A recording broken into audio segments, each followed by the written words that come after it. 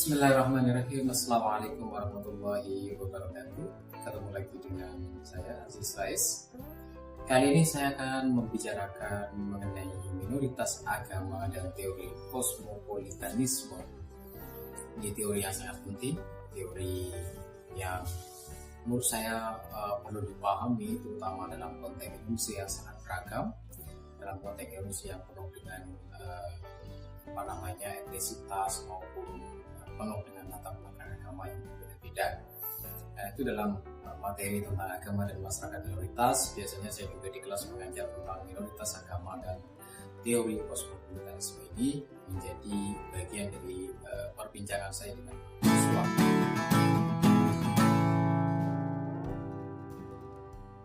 Mari kita lihat dulu asal kata dari teori ini, asal kata dari kosmopolitanisme. Asal katanya adalah kosmos, bermakna alam semesta.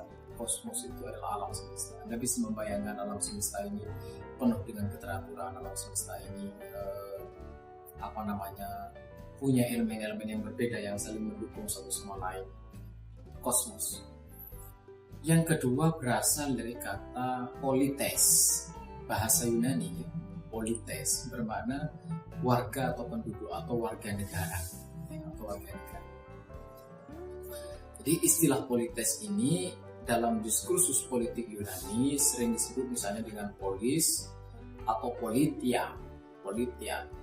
Istilah politia ini sering digunakan misalnya oleh Aristoteles untuk menjelaskan hal-hal yang berkaitan dengan negara, berkaitan dengan konstitusi, berkaitan dengan demokrasi, yaitu bahkan dengan oligarki. Maknanya adalah warga negara atau penduduk atau warga. Itu asal kata dari kosmopolitanisme. Jadi dari kosmos dan polites atau politia atau polis. Mari kita diskusikan istilah ini. Istilah kosmos dan istilah polites. Kosmos itu bermakna alam semesta yang secara filosofi esensial bisa diambil maknanya yaitu harmonisasi. Artinya perbedaan akan elemen-elemen dan unsur yang ada di dalam alam itu dapat disatukan menjadi suatu kesatuan yang menciptakan keseimbangan. Dari sini sebenarnya kita sudah bisa membayangkan kosmopolitanisme itu arahnya kemana. Sedangkan polites atau warga atau penduduk itu memiliki kaitan dengan konstitusi atau aturan entitas politik yang secara umum dapat berupa misalnya demokrasi, aristokrasi, oligarki, atau konstitusi gabungan misalnya. Jadi di dalam konteks ini kata kosmos sudah bisa diambil makna filosofisnya karena alam terdiri dari berbagai elemen yang berbeda-beda namun saling menyatukan, saling memperkuat unsur satu dengan unsur yang lain sebagai suatu kesatuan untuk menciptakan keseimbangan. Sedangkan polites itu warga negara yang juga menciptakan keseimbangan di dalam aturan konstitusi atau dalam konteks demokrasi, bahkan dalam konteks aristokrasi atau dalam konteks oligarki. Apa yang bisa diambil dari definisi secara bahasa ini? Maka sebenarnya kita bisa menggambarkan yang disebut dengan kosmopolitanisme itu adalah manusia harus saling bekerja sama untuk membangun suatu keseimbangan dengan meminimalisir adanya tindak kejahatan untuk meningkatkan kebaikan. Jadi dari penggambaran secara bahasa kita juga bisa mendefinisikan bahwa kosmopolitanisme dalam konteks ini adalah manusia yang saling bekerja sama, manusia yang saling menjaga keseimbangan, dan manusia yang saling membangun dan saling meminimalisir potensi-potensi kerusakan, konflik, maupun tindakan-tindakan kejahatan yang lahir di dalam proses kehidupan bersama itu. Dari sini bisa digambarkan tentang kosmopolitanisme. Sekarang kita masuk ke definisi itu tentang kosmopolitanisme. Kalau di dalam kamus Cambridge, terma kosmopolitanisme ini dikatakan sebagai atau diartikan sebagai combining or having experience of people and things from many different part of the world. di sini kosmopolitan diartikan sebagai kata sifat. Kata sifat dari kosmopolit yakni sebuah pandangan yang kaya sudut pandang, melihat dari berbagai latar belakang yang berbeda-beda. Kalau kita mengatakan I am cosmopolitan, artinya kita harus terbuka, harus punya cara pandang yang kaya, harus melihat berbagai latar belakang yang berbeda-beda. Itu cosmopolit. Kalau I am cosmopolitan, it means kita terbuka, kita melihat berbagai hal, latar belakang yang berbeda-beda. Jadi kosmopolitan atau cosmopolitanism merupakan suatu ajaran yang memiliki pandangan bahwa pada dasarnya manusia merupakan suatu komunitas yang satu tanpa mempertajam segala perbedaan yang ada. Komunitas yang satu artinya bukan tidak memiliki perbedaan. Komunitas manusia yang memiliki perbedaan-perbedaan tetapi tidak mempertajam perbedaan itu, tidak mempertajam perbedaan itu dan tidak mempertajam segala perbedaan yang ada sehingga menjaga kesatuannya. Manusia dituntut menciptakan hubungan dengan landasan moralitas. Jadi landasan dari kosmopolitanisme adalah moralitas. Di sini definisi kosmopolitanisme semakin jelas dalam konteks ini bahwa di sini kosmopolitanisme melihat manusia itu sebenarnya suatu kesatuan, dia makhluk yang sama, bernama manusia, gitu ya. Memang memiliki latar belakang budaya dan etnisitas yang berbeda, namun tidak mempertajam perbedaan itu dan tidak kemudian membangun perbedaan-perbedaan yang mengeskalasi, yang mengeksklus satu sama lain. Justru dalam kosmopolitanisme itu dibangun kesatuan dan manusia dituntut untuk menciptakan hubungan dengan landasan moralitas. Di sini kosmopolitanisme sudah lebih konkret kita definisikan. Nah, kita lihat doktrin utama dari kosmopolitanisme. Paling tidak ada 3 hal yang selama ini menjadi doktrin utama kosmopolitanisme. Yang pertama adalah moral, yang kedua adalah politik atau hukum, gitu ya, jadi satu kesatuan politik atau hukum dalam konteks ini. Dan yang ketiga adalah budaya. Jadi nanti saya setelah ini akan membahas kosmopolitanisme dalam aspek moral, kosmopolitanisme dalam aspek hukum, dan kosmopolitanisme dalam aspek budaya. Dari 3-tiganya ini nanti harus menjadi pembahasan yang utuh dalam pandangan kosmopolitanisme. Dan bagaimana kemudian hal ini nanti dijadikan perspektif untuk melihat minoritas agama, terutama di Indonesia misalnya. Sekarang kita lihat bagaimana doktrin kosmopolitanisme dalam aspek budaya. Pertama-tama memang saya mengatakan aspek budaya, ini penting kita bahas. Kosmopolitanisme budaya dimulai dari proses hidup yang eklektik, proses kehidupan yang berkesinambungan istimewa, dan memiliki ciri khas budaya yang fluid, yang cair, fluiditas budaya, namanya nanti, itu kosmopolitan itu sendiri. Yang semua itu tidak bisa dihindari di zaman modern ini. Jadi di zaman modern, kita sudah tidak bisa hidup memisah-misahkan. Di zaman modern dalam konteks kebudayaan kita tidak bisa hidup mengeksklus satu sama lain, memisah-misahkan, karena mesti di zaman modern ini dengan segala perangkat globalisasi itu kita pasti dipertemukan dengan berbagai kebudayaan yang berbeda. Mesti akan ketemu dengan fluiditas budaya atau kecairan budaya. Bisa jadi budaya yang sedang kita praktikkan hari ini itu juga banyak juga dipengaruhi oleh budaya-budaya lain. Sudah tidak mungkin, dalam konteks agama misalnya, sudah tidak mungkin Islam mengeksklud dan tidak bertemu dengan Kristen. Anda misalnya berbelanja di pasar tradisional, bisa saja penjualnya adalah Kristen dan Anda yang membeli, atau bisa saja Anda yang menjual, si Kristen yang membeli. Dalam konteks ini sudah saling bertemu satu sama lain. Jadi ada fluiditas budaya dalam konteks itu. Sudah tidak bisa dihindari. Yang kedua dalam aspek kosmopolitanisme dalam aspek budaya ini adalah kosmopolitanisme dalam aspek budaya masyarakat mensyaratkan kemampuan orang untuk bertukar pikiran dan terhubung lintas budaya. Dan fluiditas budaya yang dimana kita tidak bisa menghindari itu mensyaratkan akan adanya yang disebut dengan bertukar pikiran. jelas sekali bahwa apa yang sedang saya bicarakan ini juga adalah pikiran-pikiran yang lain, misalnya dari Kant gitu ya, yang juga mempengaruhi cara berpikir saya.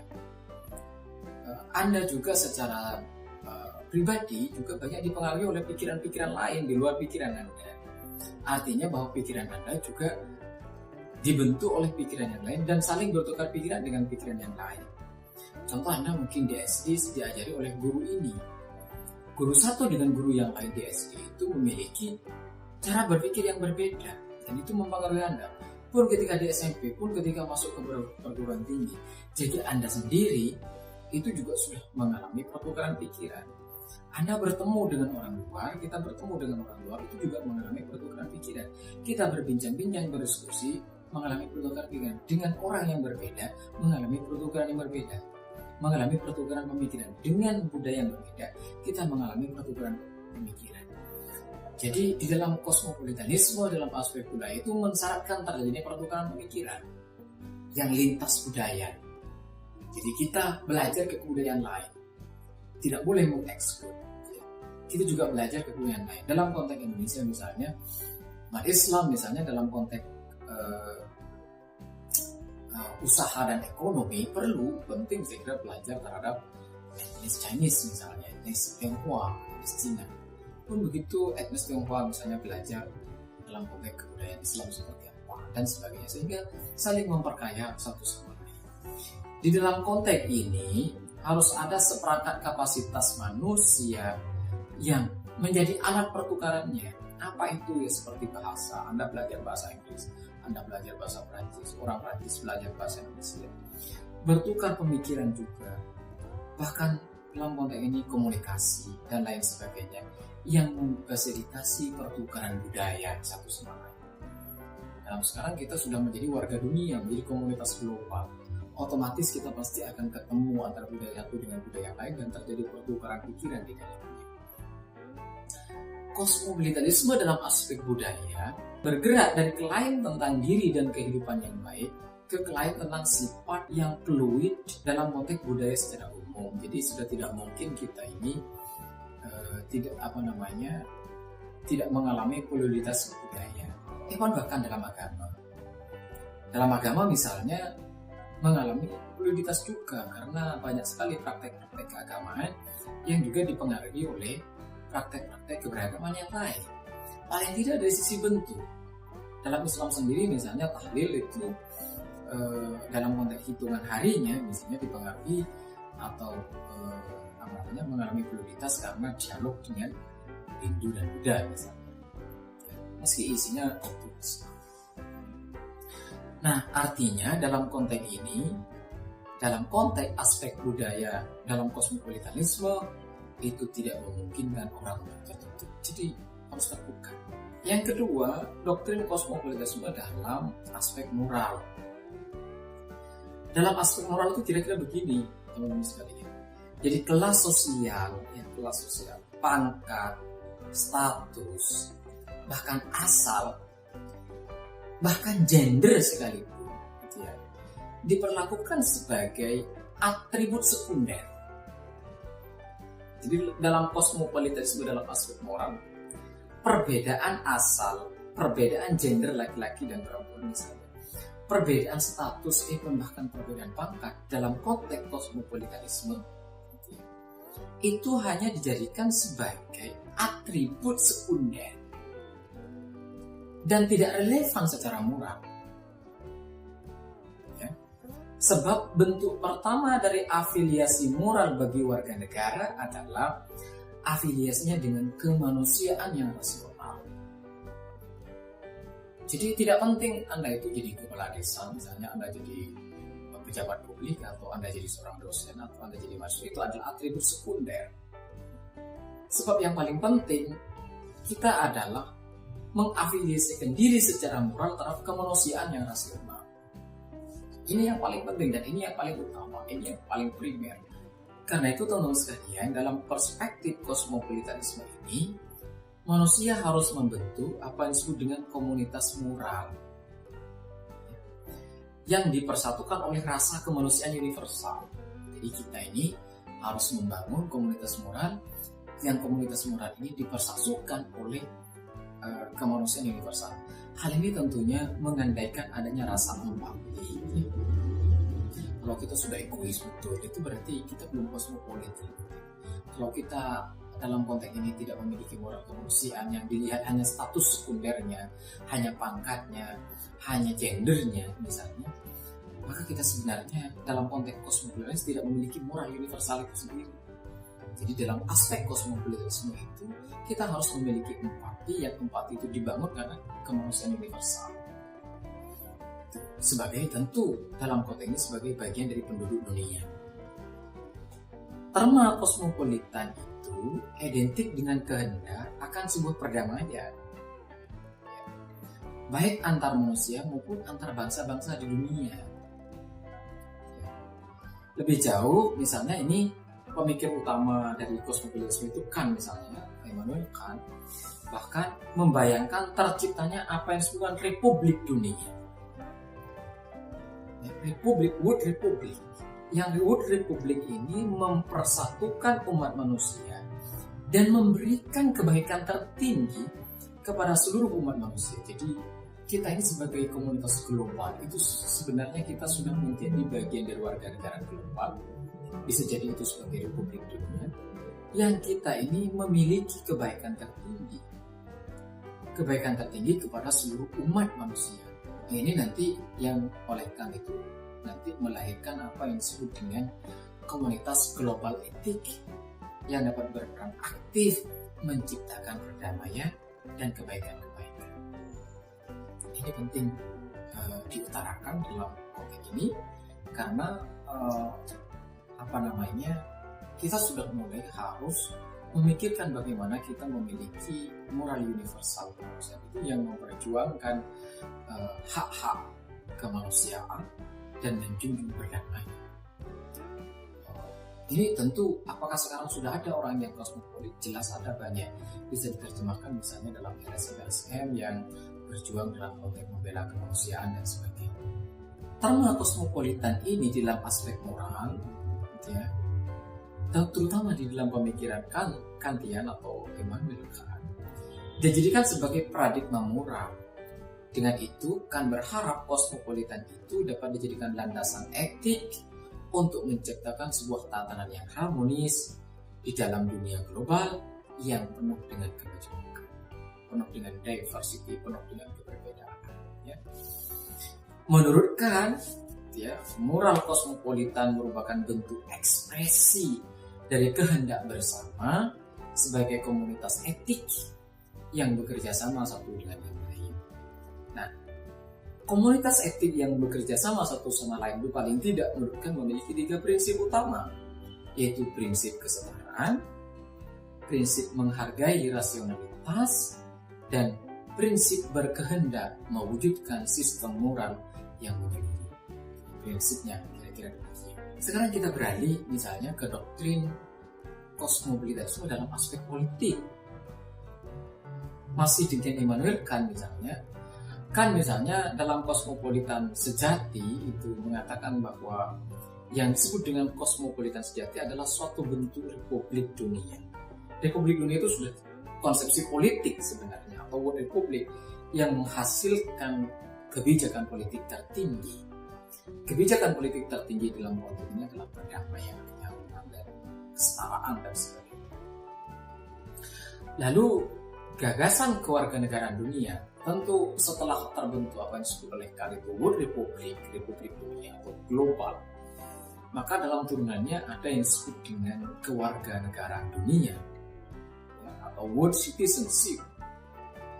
Kosmopolitanisme politik secara tradisional dikaitkan dengan cita-cita negara dunia yang mencukupi atau melingkupi semua.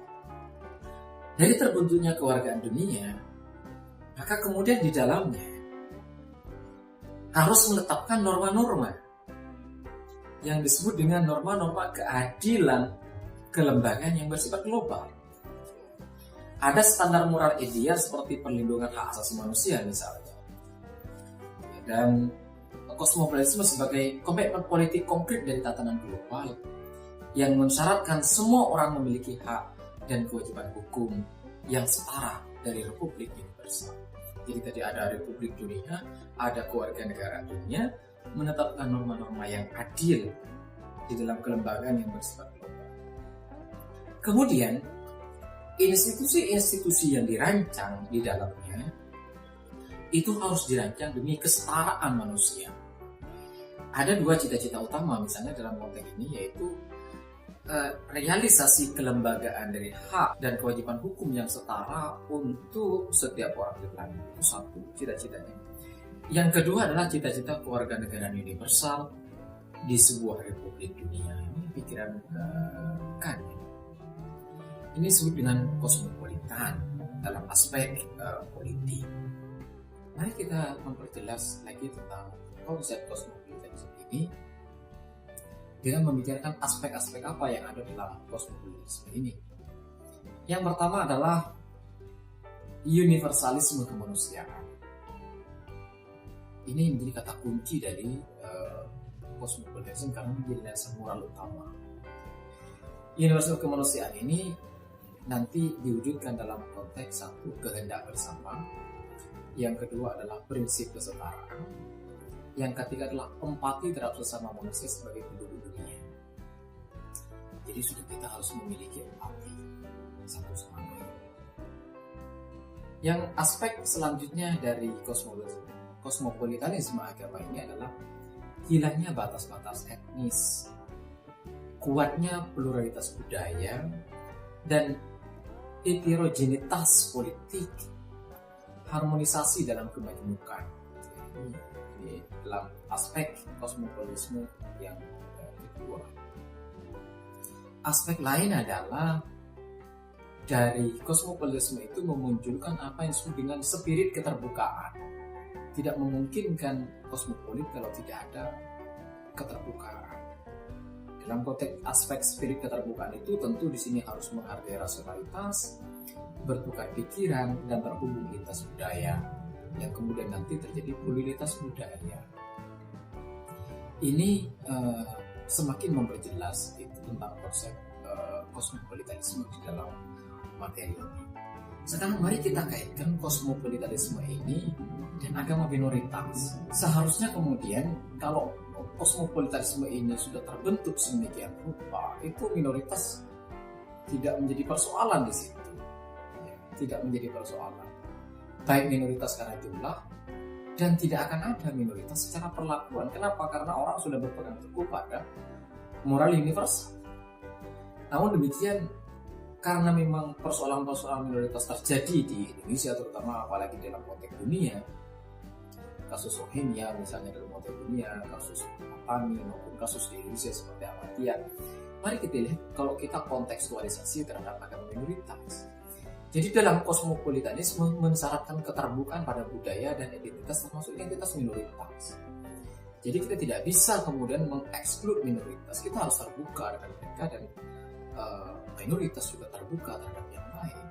Di sini syarat keterbukaan itu akan memunculkan nanti relasi kesetaraan antara agama minoritas dengan yang mayoritas.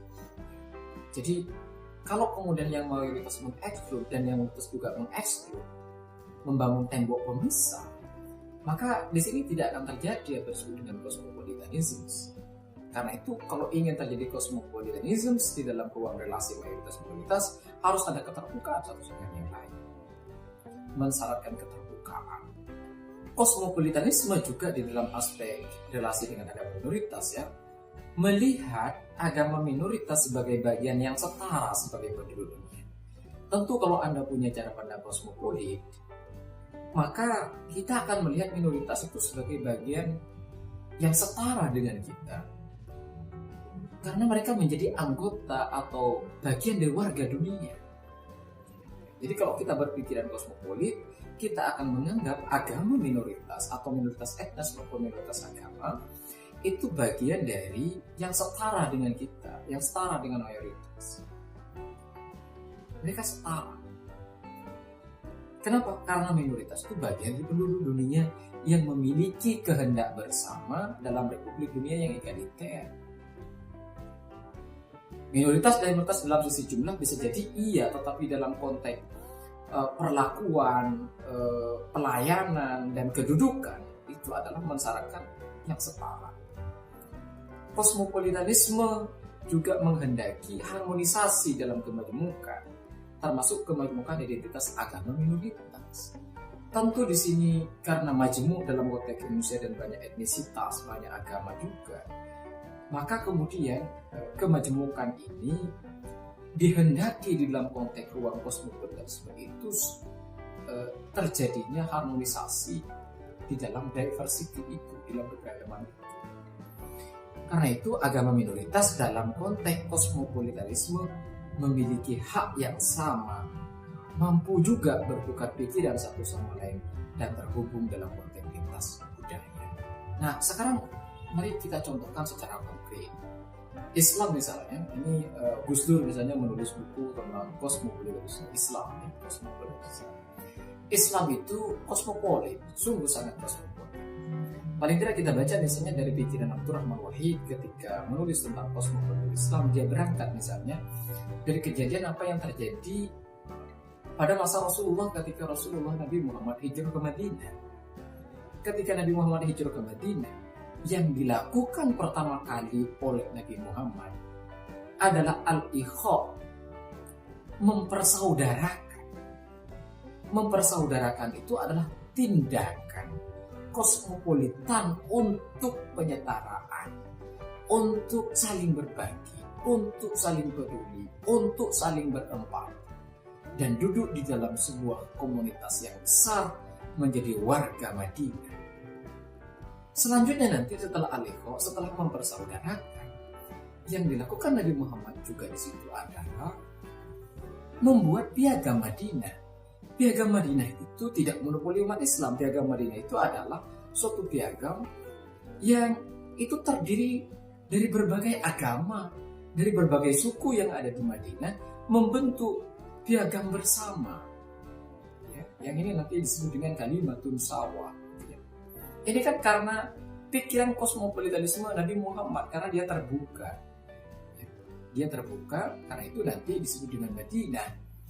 Madinah itu artinya kota yang berbudaya. Madinah tamadun atau madaniyah itu adalah kebudayaan atau berbudaya. Dan itu ketika Yasrib, nama asalnya Yasrib, dirubah menjadi Madinah. Kenapa? Karena di situ mensyaratkan kota yang kosmopolit, kota yang terdiri dari berbagai hal yang berbeda, suku yang berbeda, agama yang berbeda, etnis yang berbeda, bahkan ada pendatang bersama ada yang disebut dengan muhajirin, dan ada penduduk pribumi bernama Ansor. Di situ dipersaudarakan al-ikha, dan juga di situ ada piagam Madinah yang mempersatukan semuanya. Ya, pelayanan tidak dibedakan dalam konteks itu. Meski harus kita akui juga ketika Nabi Muhammad datang ke sana, Nabi Muhammad ini menjadi kelompok minoritas di sana karena ada suku-suku Yahudi di situ dan sebagainya yang lebih besar. Namun demikian, kelompok minoritas ini yang dipimpin oleh Nabi Muhammad itu memiliki pikirannya yang kosmopolit dan terbuka. Ini kemudian yang menjadi kunci Nabi Muhammad diterima dan bisa membangun Madinah dengan baik. Ini nanti yang disebut dengan oleh Arnold Toynbee itu ya, dengan yang disebut dengan minoritas kreatif. Jadi Islam di kala Nabi Muhammad datang ke Madinah dengan kelompok-kelompok Islam di sana, dia menjadi komunitas yang kreatif, komunitas minoritas yang kreatif karena memiliki kosmopolitanisme. Cara pandang kosmopolit dalam konteks perkembangan Islam belakangan juga terjadi pertukaran pikiran, terjadi pertukaran teknologi, terjadi pertukaran pengetahuan. Sistem negara juga disempurnakan dan diperbaiki dengan belajar dari sistem-sistem Romawi misalnya. Bahkan dalam aspek arsitektur terjadi dialog di sana. Dalam aspek ilmu pengetahuan ya, terutama masa-masa Helenisme misalnya, terjadi penerjemahan besar-besaran dari Yunani ke bahasa Arab dan dipelajari dalam konteks Islam dan sebagainya. Itu adalah bagian dari keterbukaan pikiran, kesaling dialogkan. Di situ bahasa dipelajari dan sebagainya. Di situ diterjemahkan pengetahuan dan sebagainya. Sebenarnya praktek kosmopolitanisme itu dipraktikkan di dalam Islam.